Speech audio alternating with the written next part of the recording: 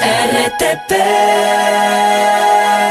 Ahora vamos a entrar en la última entrevista de nuestro programa del día de hoy. Nos acompaña el abogado Roberto Calderón. Él es ex juez y también es abogado litigante en materia penal. Justamente vamos a conversar un poco del tema de la semana, diría yo, que es la eliminación del subsidio al diésel, pero en concreto sobre el cierre de vías y la aparición de servicios públicos que en algunos sectores han pasado de manera muy breve y cuáles serían las consecuencias desde el punto de vista legal al respecto. Abogado Calderón, muy buenos días. Qué gusto tenerlo con nosotros. Buenos días, qué gusto estar por acá. Un saludo a toda la audiencia. Muy bien. Coméntenos un poco sobre cuáles serían las consecuencias legales en el caso de que llegasen a existir protestas o marchas que paralicen los servicios públicos, en este caso el tema de transporte. Han existido pequeñas manifestaciones, diría yo, creo yo que pequeñas en comparación a lo que hemos tenido en años anteriores, en cierres de vías momentáneos, en Carchi y en otros lugares del país, pero han sido momentos que se han solucionado muy rápidamente por parte del gobierno, ¿no? Entonces, por el momento, no hay ese contexto de gravedad que ha podido existir o de conflicto que ha podido existir en otros intentos de eliminación del subsidio al diésel, pero ¿cuáles serían las consecuencias legales en el caso de que eso llegase a suceder? Bueno, el Código Orgánico Integral Penal establece todo un catálogo de delitos que son aplicables generalmente en estas épocas de protesta. Y hay que considerar que también está sujeto a la capacidad que tenga el Estado para poder procesar, para poder reprimir y procesar a los infractores. Muchas veces, ¿qué es lo que ocurre? Que cuando los problemas son pequeños, cuando las protestas son pequeñas, es fácil detenerlos, es fácil llevarlos a una unidad de flagrancia, una unidad en el caso de cantones pues pequeños, donde son unidades multicompetentes las que le juzgan este tipo de delitos, las que los procesan, pero cuando ya se trata de protestas masivas, es digamos imposible que haya una cantidad de personal policial para poder detenerlos, para poder llevarlos a que sean procesados y una cantidad de jueces.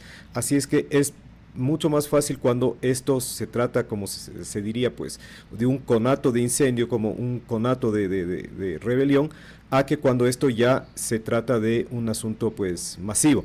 El Código Orgánico Integral Penal puntualmente tiene varios delitos, entre esos la paralización del servicio público, que tiene una pena privativa de libertad de 1 a 3 años. Es decir, la persona que impida, entorpezca o paralice la normal prestación de un servicio público, como por ejemplo puede ser el transporte. A delitos que son ya mucho más graves, por ejemplo, como el sabotaje, que tiene una pena de 5 a 7 años, que se lo aplica a personas que destruyan instalaciones industriales, fábricas, etcétera, o obstaculice o interrumpa la labor de equipos de emergencia. Entonces, estos son los delitos que Fiscalía generalmente utiliza para este tipo de casos, sin descartar el delito de terrorismo, que es mucho más grave cuando ya existe con la intención de generar terror el ataque a bienes, a personas, etcétera. Incluso con penas que pueden llegar hasta los 30 años cuando del terrorismo se desprende la muerte de una persona. Por ahí, abogado, hay servicios que se los consideran esenciales en el Ecuador.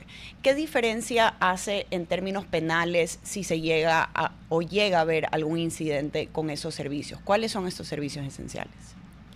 Los servicios esenciales son los servicios de salud, sobre todo, son los servicios, por ejemplo, de prestación de energía eléctrica, agua, etcétera, que incluso dentro de los conflictos a nivel internacional, el hecho de inutilizar estaciones de bombeo de agua o servicios básicos como estos puede incluso significar crímenes de guerra, porque estaríamos dejando a una población sin el líquido vital que necesita pues para continuar la vida de sus habitantes. Entonces, este tipo de servicios, cuando se paralizan, tienen la pena máxima a la que habría que agregar las circunstancias agravantes que podrían aumentarla en 1/3.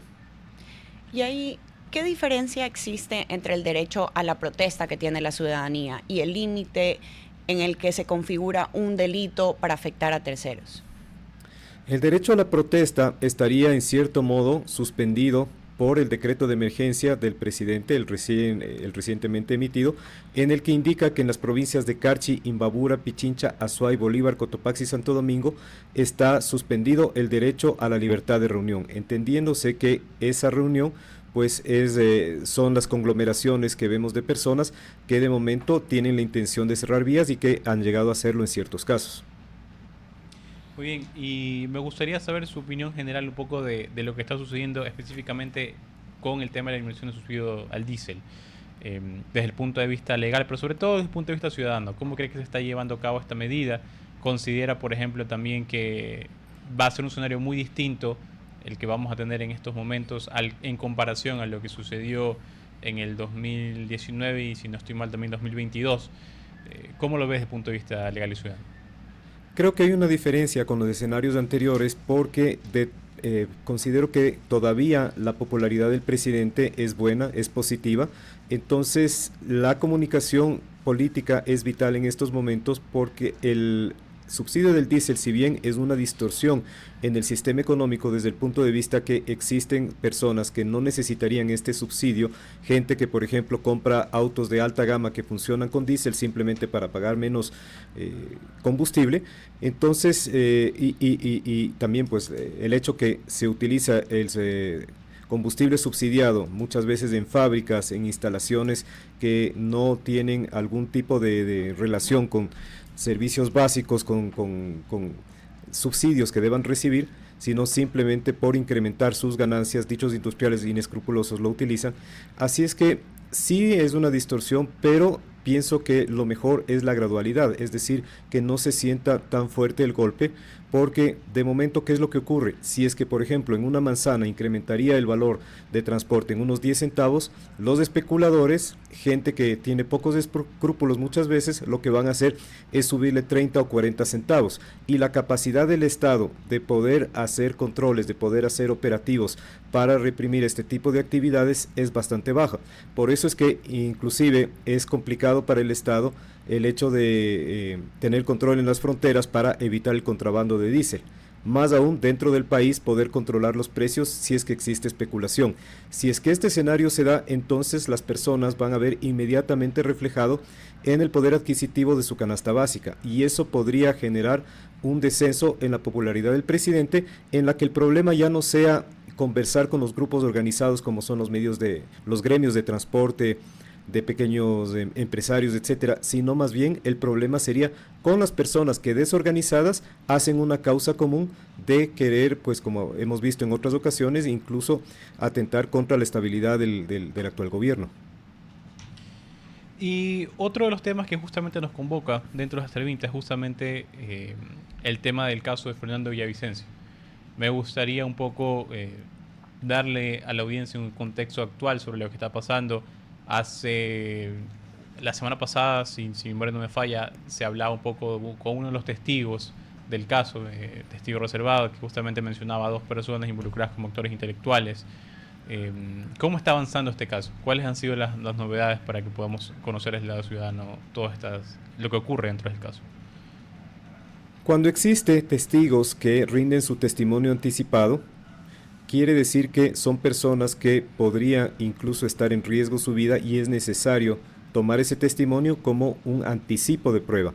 Y estos testimonios de alguna manera pues señalan cierta participación del exministro Serrano. Pero recordemos que en los procesos penales no basta que una persona lo mencione o lo diga, sino que eso tiene que ir corroborado con otras pruebas que se actúen en la audiencia de juicio. Estas pruebas deben ser varias, deben ser unívocas, es decir, que todas conduzcan hacia un mismo hecho, deben ser relacionadas entre sí y deben ser directas. No se puede considerar como una prueba que diga a alguien, a mí me contaron o yo supe por terceros, etcétera. Pero si esa persona dice, a mí me consta tal cosa, entonces para que eso tenga una eficacia probatoria en audiencia de juicio deberá ser corroborado y puesto en contexto con las demás pruebas que se actúen. Así es que no se trata de algo definitivo. Y ahí, desde lo penal, ¿qué elementos claves observa en el manejo de esta investigación que se puede dar? Bueno, el hecho más relevante que hemos visto fue la semana anterior cuando Fiscalía presentó una queja contra la jueza que está llevando a cabo el caso y negó la prisión preventiva para Javier Jordán y para Serrano. Esta jueza, de acuerdo a la resolución del Consejo de la Judicatura, ha sido suspendida, lo que quiere decir que se va a poner otro juez en conocimiento de la causa. Pero además de ello, se trata de la jueza que negó dar paso a la apelación de Fiscalía de esta presentación periódica que está solicitando Fiscalía que se la cambie por prisión preventiva, porque aduce que Fiscalía presentó, más allá del plazo que indica la ley, su escrito solicitando la apelación. Así es que estaría por verse si es que la Corte Provincial, porque esta apelación sube a la Corte Provincial, la Corte Provincial va a dar paso a ese pedido de Fiscalía de revocar las medidas sustitutivas y en tal caso dictarle la prisión preventiva para Javier Jordán y para el exministro Serrano. Eso estaría por verse. Justamente quería preguntarle sobre su última respuesta, que es ¿cuáles son los siguientes pasos que van a suceder dentro del caso de Villavicencio? Entendiendo, por ejemplo, lo que usted menciona, que es hay que revisar esta apelación en la Corte Provincial, ver si efectivamente se le dicta finalmente o prisión preventiva a estos presuntos implicados. Pero más allá de eso, ¿qué otros pasos llegan dentro del caso, o llegarán, mejor dicho, en los siguientes meses? Este es un caso que, por encontrarnos dentro de instrucción fiscal, tiene 3 meses de duración, 90 días dice la ley, pero se puede extender a 120 días en el caso de existir vinculaciones. Y yo creo que Fiscalía, seguramente dentro de las investigaciones que se realicen en esta instrucción, encontrará nuevos indicios que puedan dar lugar a solicitud de vinculaciones, porque con ello se extendería el plazo de la instrucción fiscal. ¿Qué es la instrucción fiscal? Un poco para que conozca la gente, se trata de el encauzamiento penal propiamente dentro de un proceso de los sujetos que antes eran objetos de una investigación, para que dentro de este periodo de 90 días que se extiende hasta 120, si es que hay vinculados, puedan solicitar diligencias que de alguna manera puedan demostrar que ellos no tienen ningún tipo de responsabilidad en los hechos, así como Fiscalía aproveche ese tiempo para recabar pruebas, digamos de evidencia, porque pruebas se las llamaría en juicio, para recabar evidencias que justamente al juez le motivarían llamar a juicio a las personas procesadas. Es decir, se trataría de los últimos meses en que se pueda realizar diligencias investigativas, solicitudes de peritos, solicitudes de versiones de testigos, etcétera.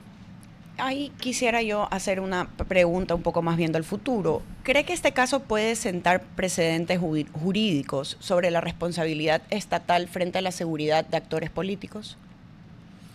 Es importante que Fiscalía actúe con toda objetividad. Recordemos que uno de los principales problemas que tenemos en Ecuador es que a veces la formulación de cargos ocurre cuando sujetos políticos, sobre todo sujetos que tienen algún tipo o han tenido algún tipo de liderazgo o algún tipo de cargo relevante, ya no se encuentran en el país. Y miremos solamente como una especie de comparación lo que ocurre en Perú. En Perú, cuando usted ve que mandatarios, cuando usted ve que ministros pues han actuado de una forma que Fiscalía considera que no es la apropiada, que se aproxima al cometimiento de delitos, inmediatamente, en el caso incluso de presidentes, hemos visto que los pone del sillón presidencial directamente en la cárcel. Acá ocurre lo contrario. Creo que los tiempos funcionan un poco lento, y esto pues tampoco es que se deba enteramente a un problema de actitud política de Fiscalía, sino más bien que se requiere mayor cantidad de fiscales, mayor cantidad de agentes investigadores que apoyen a Fiscalía, mayor cantidad de asistentes, secretarios, etcétera, para que podamos tener un sistema penal que funcione de una manera más rápida. Perfecto, abogado Calderón, le quedamos muy agradecidos por su tiempo. Tenemos que despedirnos y esperamos contar con usted en una próxima ocasión. Muchísimas gracias, como siempre ha sido un gusto para mí. RTP